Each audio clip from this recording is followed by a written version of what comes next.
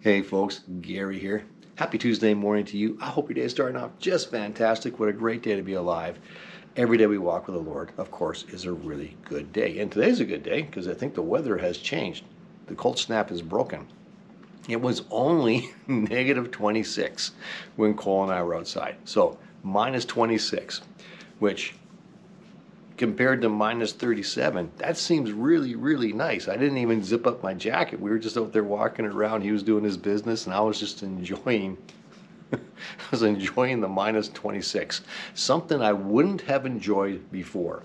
But it's amazing how when you spend time in extreme circumstances, what's not so extreme doesn't feel bad at all, right? And I don't know if that ties into the message this morning or not. I think it might. I don't know. We'll see. But we've been talking about drawing closer to God, about becoming better, becoming in a better shape, taking on the characteristics of Jesus, being conformed into His image, as we read about in the New Testament, that we are made more and more into His likeness every day.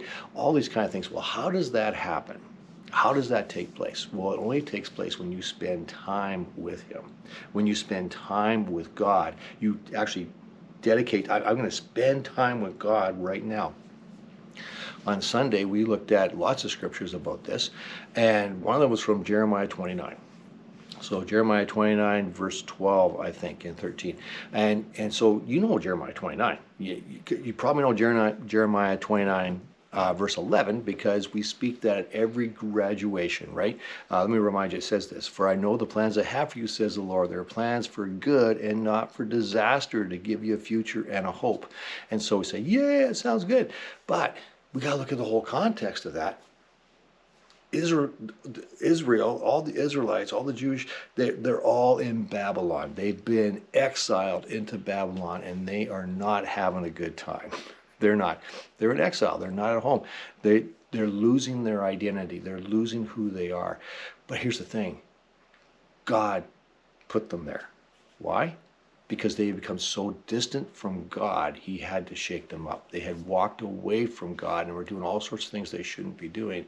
And God had to just say, okay, we got to shake you up. And they put them into exile so that they would seek Him. You know, seeking God in hard times is a whole lot better than ignoring Him in good times, because that does lead to disaster. This leads to incredible victory in our lives, because it continues on with verse 12 and 13, and it says, "In those days, when you pray, I will listen." When you pray, I will listen. That's a promise from God to you. Verse 12, "If you look for me wholeheartedly, you will find me." If you look for me wholeheartedly, when you pray, I will listen. Those are promises for us. You know, when we carve out time in our life during our day, I know things are busy, but when we say, I'm going to spend this time seeking God, I'm going to spend this time praying about all of my concerns, I'm going to spend this time actually just trying to talk to Him, good things happen in our life. When you spend time with someone who is really influential, you begin to change, and there's no one more influential than Jesus, than God. If you spend time searching for Him, you will find Him. If you spend time in prayer, He will answer. It's a guarantee. It's a promise. And you will be better. Your circumstances around you, they may not really change too much for a lot of people if they're looking at that, but it changes in us. Things change because we change. We become more and more like Jesus every day. So that's the message for today. Seek Him and you will find Him. Pray and He will listen. Thanks for watching. I appreciate it. We'll catch you guys tomorrow. Have a great day. And yeah, enjoy the weather outside. It doesn't feel so bad at all. Talk to you later.